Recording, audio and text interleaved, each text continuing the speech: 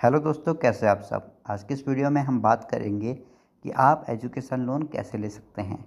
तो चलिए बिना किसी देरी के बताते हैं कि एजुकेशन लोन कैसे लें। तो एजुकेशन लोन लेने से पहले सबसे पहले आपको कोई बैंक चूज़ करना होगा और उस बैंक के बारे में सारी डिटेल्स जो है उस बैंक से पता करनी होंगी।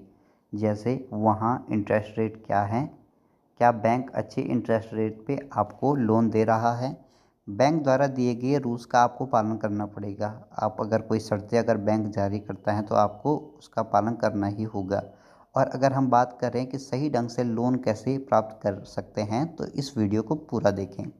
तो वीडियो में आगे बढ़ते हैं और अब आती है एजुकेशन लोन में जो डॉक्यूमेंट है वो क्या चाहिए। तो एजुकेशन लोन में आपको डॉक्यूमेंट चाहिए age proof, passport size photo, marksheet, bank passbook, ID proof, address proof, course details, parent और स्टूडेंट पैन कार्ड और आधार कार्ड और पेरेंट्स इनकम प्रूफ। हर बैंक के जो टर्म्स हैं और मतलब जो शर्तें हैं वो अलग अलग हो सकती हैं, इसलिए अलग अलग डॉक्यूमेंट की ज़रूरत पड़ सकती है। अब बात करते हैं एजुकेशन लोन में क्या कोई गारंटर की ज़रूरत होती है।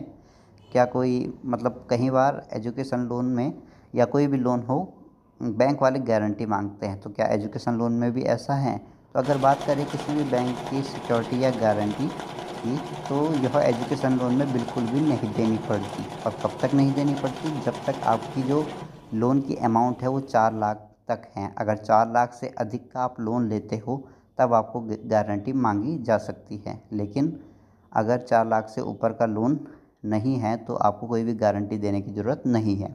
अब बात करते हैं कि आपको किन किन बातों का ध्यान रखना है जब आप बैंक में लोन लेने जाएं। तो बैंक में लोन लेने से पहले आपको इन बातों का ध्यान रखना है कि आपको सभी शर्तों और नियमों को अच्छे से पढ़ना है और अपनी ज़रूरत के हिसाब से लोन अमाउंट लें। मतलब ज़रूरी नहीं आप 4 लाख का ही लें, आप 1 लाख का, 2 लाख का, कैसे भी आप ले सकते हैं, है ना। और अब बात करते हैं कि इंटरेस्ट रेट।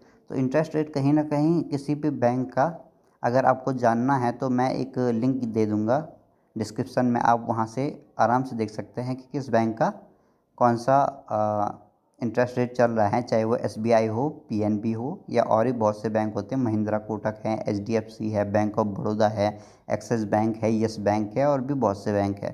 अब आता है एजुकेशन लोन के बेनिफिट्स क्या हैं। तो एजुकेशन लोन का बेनिफिट सबसे पहले तो ये है कि एजुकेशन लोन काफ़ी आसानी से प्राप्त होता है, क्योंकि इसमें कोई भी झंझट नहीं होता। अगर आप कोई बिजनेस कर लेते हैं तो उसमें टैक्स इंफॉर्मेशन और भी बहुत सारी चीज़ें होती हैं। अब अगली बात आती है कि जो सेकंड जो फ़ायदा है इससे इससे जो लाभ है वो स्टूडेंटों की पढ़ाई रुकती नहीं है बीच में, या पढ़ाई रुकती नहीं है, बस ये चलती जाती है जब तक एजुकेशन लोन चल रहा है। और अगली बात करते हैं कि और अगर अगर आप रिपेमेंट अच्छा करते हो, मतलब टाइम टाइम पे पेमेंट करते हो, तो आप फ्यूचर में भी इससे और लोन ले सकते हो।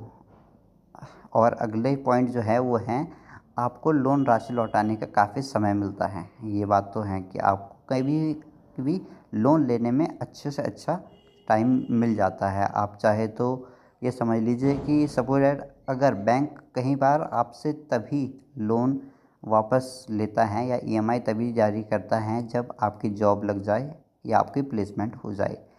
ठीक है। एक और फ़ायदा इसका ये है कि लोन के मुकाबले मतलब जो भी अन्य जो लोन होते हैं, जो बिजनेस लोन होते हैं, होम लोन होते हैं या पर्सनल लोन जिन्हें कह सकते हैं, उनके अलावा जो एजुकेशन लोन है, एजुकेशन लोन में जो है इंटरेस्ट रेट काफ़ी कम होता है। और अगर मैं बात करूं कि आपको एजुकेशन लोन कौन कौन से बैंक देंगे, तो इसका लिंक भी मैं आपको डिस्क्रिप्शन में दे दूंगा। आप वहां से आराम से चेकिंग कर सकते हैं कौन कौन से बैंक आपको एजुकेशन लोन दे सकते हैं। और एजुकेशन लोन पे एक मेन बात आती है कि कौन सा बैंक कितना इंटरेस्ट रेट जारी कर रहा है। तो मैं जो लिंक दूंगा उसमें सारी इन्फॉर्मेशन है, आप वहां से चेकआउट कर सकते हैं कि कौन सा बैंक कितने परसेंटेज पे एजुकेशन लोन दे रहा है। तो आज की इस वीडियो में बस इतना ही, मिलता है किसी और वीडियो में, तब तक टेक केयर, बाय बाय।